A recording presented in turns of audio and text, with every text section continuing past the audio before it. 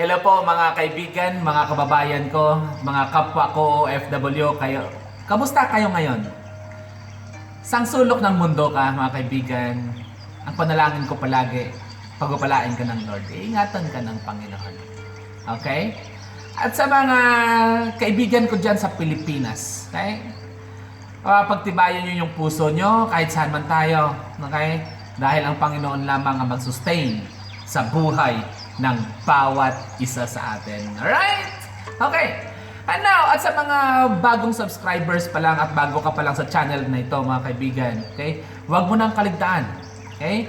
Na mag-like at mag-subscribe sa channel na ito at i-press ang bell button at i-share. Okay? Para magiging blessing ka sa napakaraming nilalang sa mundong ibabaw na ito. Okay, mga kaibigan, bigyan kong pansin ito mga kaibigan yung katanungan ng ilan po nating mga tagapagsubaybay. Ang katanungan kasi, bakit kalapati ang ginagamit na simbolo para sa banal na espiritu?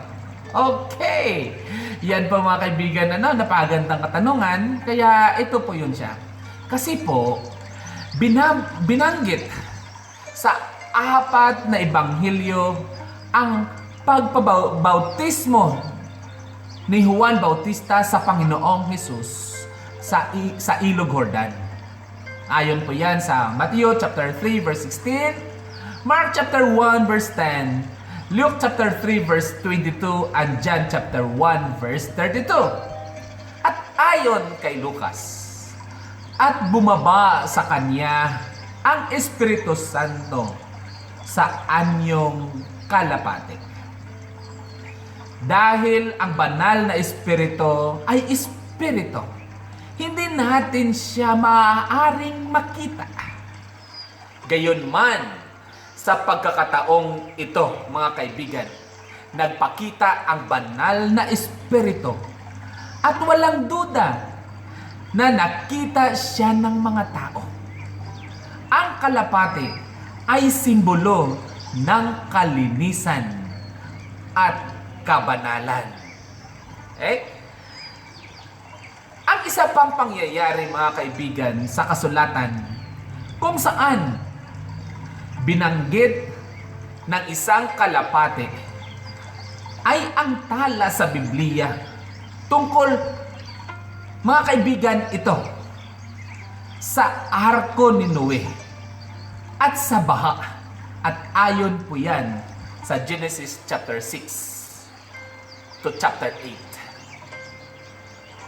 At pagkatapos ng ilang panahon, matapos na lumubog ang mundo sa baha, nais ni Noe na tingnan kung may tuyong lupa na sa mundo.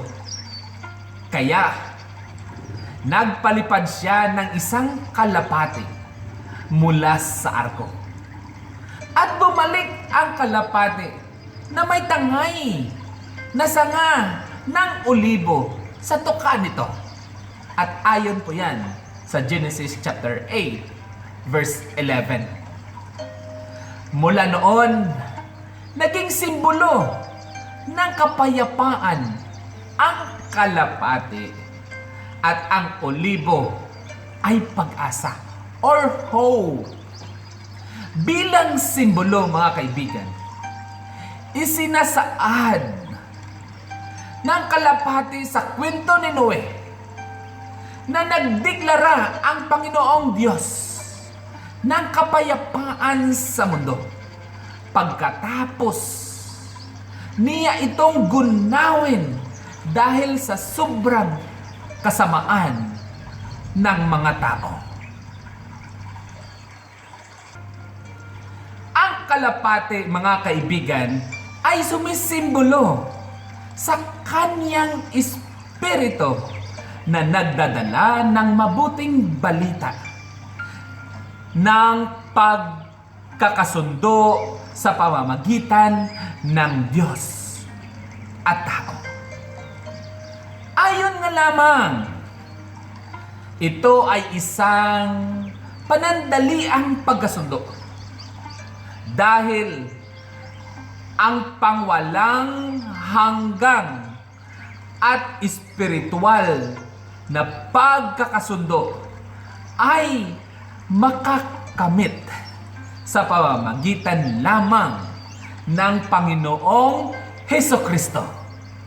Ngunit mahalaga na ginamit na simbolo ang kalapati para sa banal na espiritu sa pagbabautismo kay Kristo, dahil muling inilarawan nito ang pakikipagsundo ng Diyos sa tao sa pamamagitan ni Kristo. At ito pa, mga kaibigan, ang maganda. Dahil noong araw ng mga Pentekostes, nagpakita ang banal na espiritu sa anyo ng mga dilang apoy. Ayon po yan sa Gawa Kapitulo 2, versikulo 30. Upang ipahihiwatig ang mahimalang kapangyarihan ng mensahe ng mga apostol at ng kanyang buhay na ganap na binago ng Espiritu ang pagpapakita ng banal na Espiritu sa anyong kalapati, ang pagbabautismo kay Jesus at simbolo ng isang maginoong tagapagligtas na nagdala ng kapayapaan. Mga kaibigan, na kung saan sang kapayapaan ng sangkatauhan sa pamamagitan ng paghahandog ng kanyang sariling buhay para sa ikapagpapatawad ng mga kasalanan.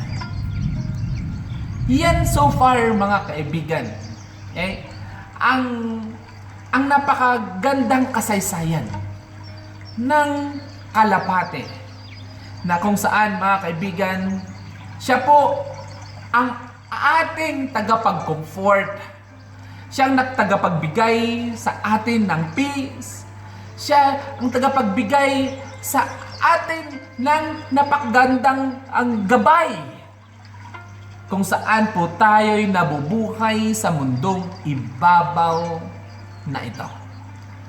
Ang Espiritu ng Diyos, mga kaibigan, ay ipinadala ni Kristo Jesus.